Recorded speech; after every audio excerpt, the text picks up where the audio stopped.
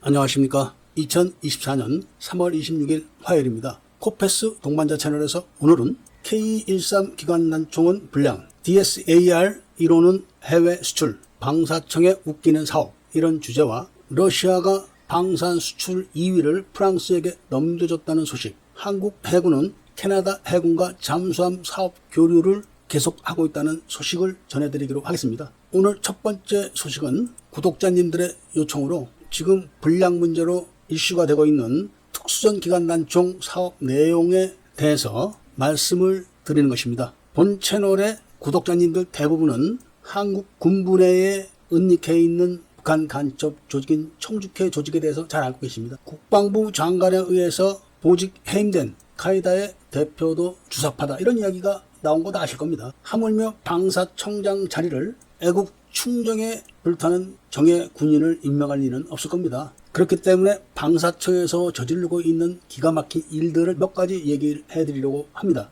잘 아시는 것처럼 특수전 기관단총은 원래 DSAR 15PC가 내정됐었습니다. 그런데 군납업체인 S&T가 이걸 곱게 봐줄 리는 없고, 그래서 특수전 자동소총의 락을 현역 군인들이 다산기공에 넘겨줬다, 이렇게 돼서 수사가 들어가고 재판이 걸려가지고 다산기공이 처벌을 받고 그 처벌에 의해서 감점이 돼서 사업 배제가 된 겁니다. 그러니까 특수한 기술, 기관총의 기술, 설계도 이런 게 아니고 기관단총의 락에 대한 이야기를 해준 겁니다. 그래서 그 사업은 S&T로 넘어가서 S&T에서 개발한 자동소총이 K13으로 명명돼가지고 군납이 됐다가 지금 불량 문제가 불거져 나온 겁니다. 반면에 KDDX는 락에 대한 문제가 아니라 아예 설계도 자체를 해군에서 방사청과 꿍짝꿍짝 해가지고 현대에다 넘겨준 겁니다. 그 꿍짝꿍짝의 수법을, 재판 기록을 보면은 기가 막힙니다. 그런데도 방사청은 현대중공업에 감점을 해주지 않고 있다가 국회에서 말이 나오니까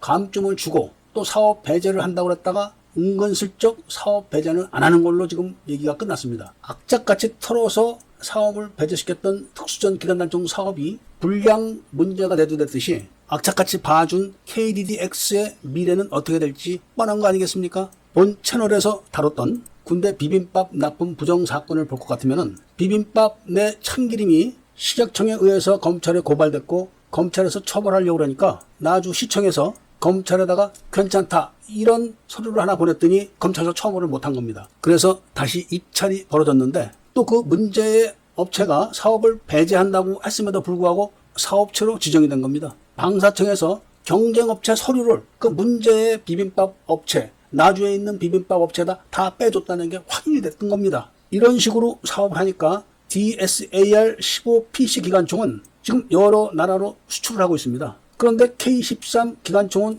군납을 해놓고 불량이 나가지고 지금 반납을 한다, 어쩐다 말이 많습니다. 21세기에 세계 6위의 국방력을 자랑하고 세계 10위의 방산 수출 국가인 대한민국은 이래서는 앞으로 방산 4위, 5위로 진입이 불가능하다는 말씀을 드리면서 다음 소식을 말씀드리겠습니다. 방산 수출 2위 국가인 러시아가 지속된 전쟁으로 인해 가지고 수출 대상 국가들에게 지속적인 관계는 유지하고 있지만 수출 물량이 70%, 80%씩 떨어지면서 방산 2위 자리를 프랑스에게 내줬다는 겁니다. 프랑스는 지금 갑자기 라팔이 급격하게 팔리기 시작해서 2위 자리를 차지했는데 지금 한국의 KF-21이 바짝 그 뒤를 쫓을 것으로 예상하고 있습니다. 물론 내년 후년에 이루어지는 일은 아니지만 앞으로 10년 후에는 한국의 KF-21이 라팔과 대등하게 경쟁을 하면서 FA-50, F-50과 함께 라팔을 넘어설 걸로 예상한다는 말씀을 드리면서